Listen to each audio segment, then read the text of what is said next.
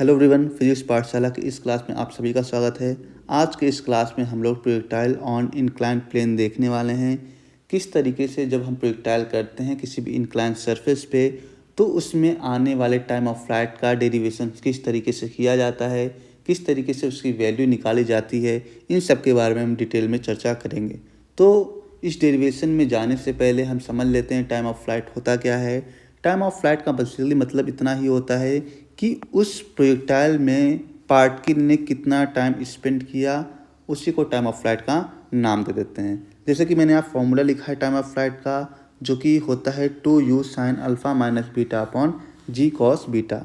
तो इसमें different term हैं, सबसे पहले उनके बारे में समझ लेते हैं। यहाँ पे u क्या है? u है initial velocity of projectile. Alpha क्या है? जिस चीज़ को हम लोग प्रोजेक्ट कर रहे हैं उसका ग्राउंड के साथ एंगल, जो कि यहाँ पे अल्फ़ा है। बीटा क्या है? इंक्लाइंड सरफेस का ग्राउंड के साथ एंगल। जी क्या है? ग्रेविटी है। तो अब हमें इस टर्म के बारे में सब कुछ पता है। इसके डेरिवेशन को हम लोग अच्छे से समझते हैं नीचे के स्लाइड्स में।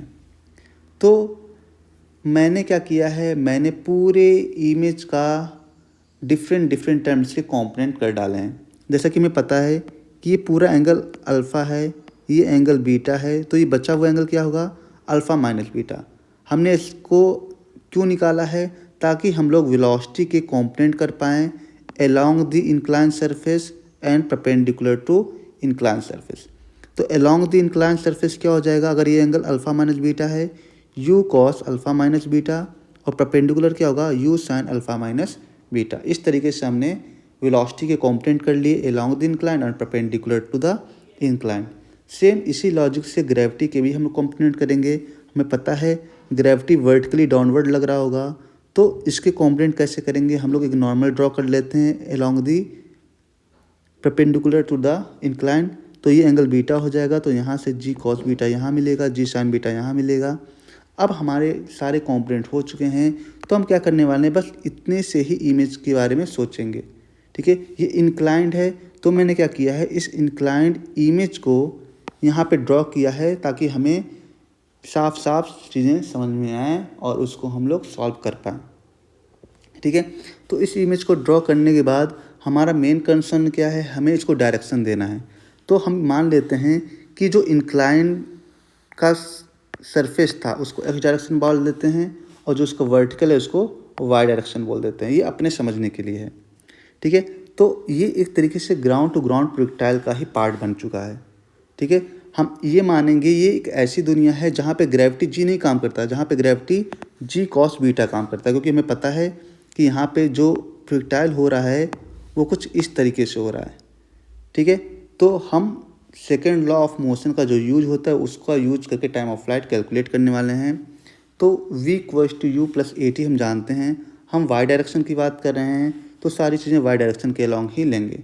हमें ये भी पता है कि जब मैक्सिमम हाइट अचीव होती है उस टाइम बॉल की या फिर पार्टिकल की वेलोसिटी कितनी हो जाती है? 0 हो जाती है। Initial speed in y direction क्या है? U sine alpha minus beta. तो यहाँ पे मैंने इसको लिख दिया है। वाई डायरेक्शन में एक्सेलरेशन क्या है? वो नीचे की तरफ है, माइनस जी कॉस बीटा। टी यहाँ पे ये रहा। तो यहाँ से जो टी की वैल्यू आती है वो आती है u sine alpha minus beta upon g cos beta.